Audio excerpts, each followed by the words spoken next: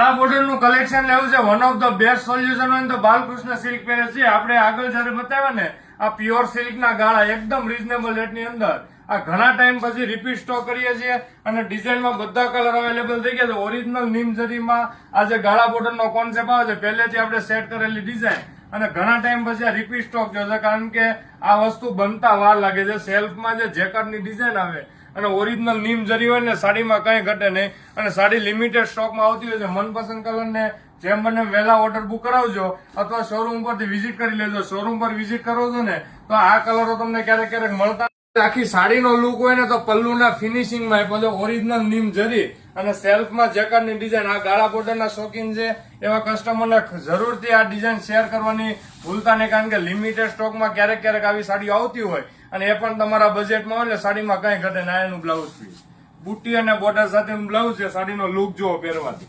આ મહેંદી colour first time આવ્યો છે, આગળ ક્યારે આવ્યો નથી.